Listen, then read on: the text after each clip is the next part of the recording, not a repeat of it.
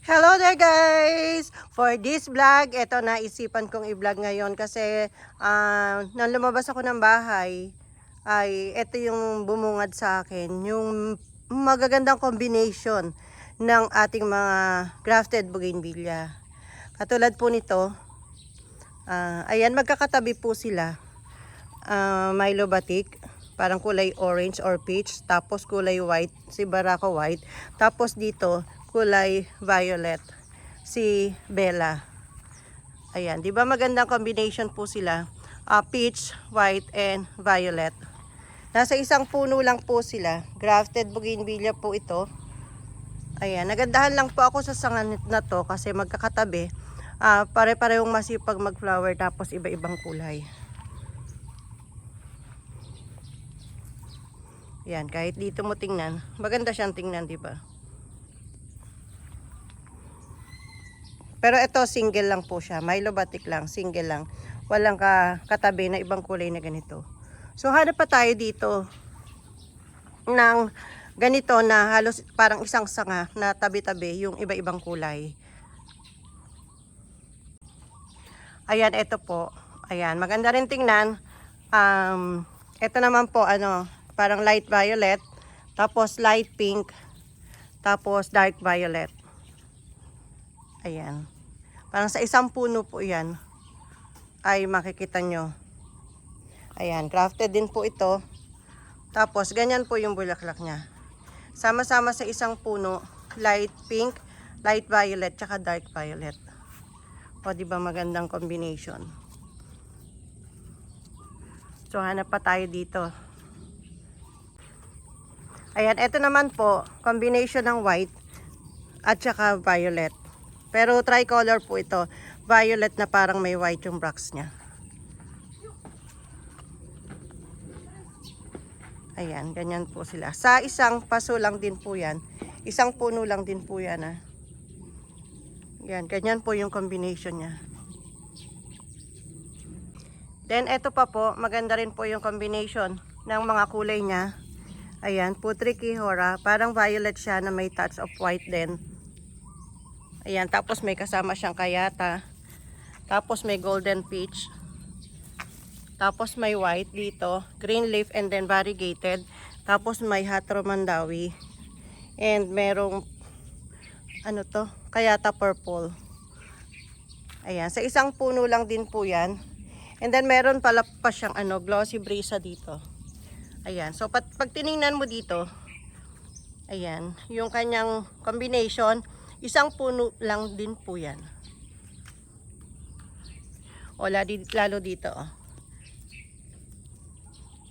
ayan, violet tas ganyan. Yan, maganda po siya, lalo pag naalagaan po siya ng trim and then napuno. Pagdating po ng season yan, mas maganda po siya, mas dikit-dikit po yung mga bulaklak nila. So hanap pa po tayo dito ng merong magandang combination na ganito. Na nasa isang puno lang. Ayan, maaraw na. Kulay white po and then light violet. Ayan, ang ganda. Ang dami po niyang flower. Then sa isang puno lang din po siya. Ayan.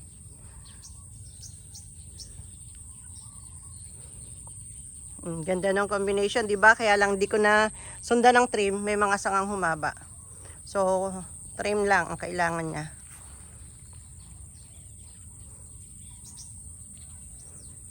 Then, ayan, ang ganda rin, Golden Summer White, tsaka Milo Batik. Ayan po. Dito, magandang angulo niya. Magkasama, dalawang kulay. Parehong variegated po yung dahon. Tapos, po siya?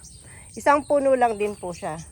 Yung po kabilang part niya, naman, blueberry, at saka flame red. Pero ito po, yung pinakamagandang angulo ng combination ng kulay niya. Ayan. Kulay peach and kulay white. Parehong variegated ang dahon.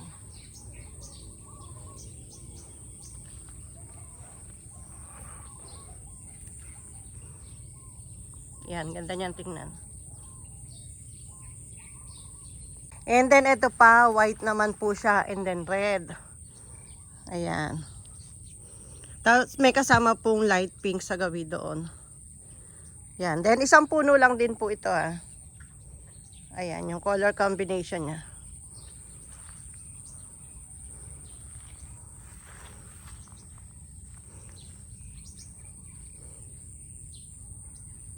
Oh, di ba? Ang ganda.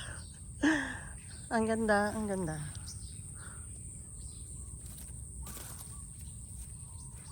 Glossy Brisa din. Tapos may BBI. Tapos ano, Miss Eve. Tapos Brisa Red. Ayan. Sa grafted po ito ha. Wala po tayong small size nito. Sa grafted po itong mga pineflex natin. Ito po yung kabilang part niya. Yung kabilang side niya. Dito pala. Mas maganda pala ang angulo dito. Dahil kitang kita yung light pink, yung red, and yung white. Then ito po yung puno niya. Ayan. Oh, ganda, 'di ba?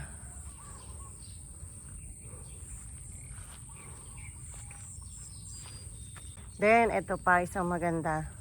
Sa isang puno lang din. Tag-ulan pa po kasi, maulan dito lagi.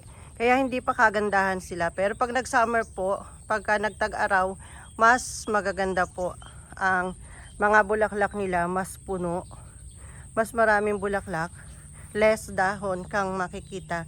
Doon pa rin yung dahon pero mas maraming bulaklak na makikita.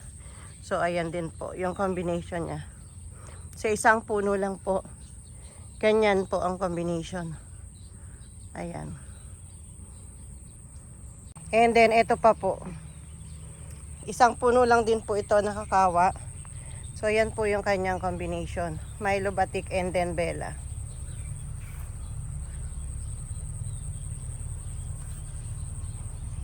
Ang ganda.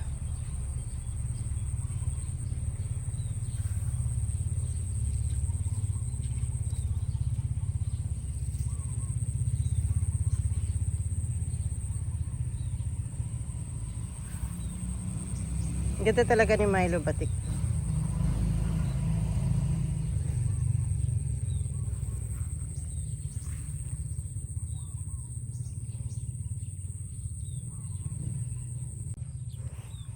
Ito pa po ang the best din ang combination.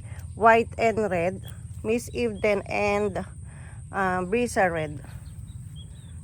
Ayan. Medyo madalang pa po yung flower nila.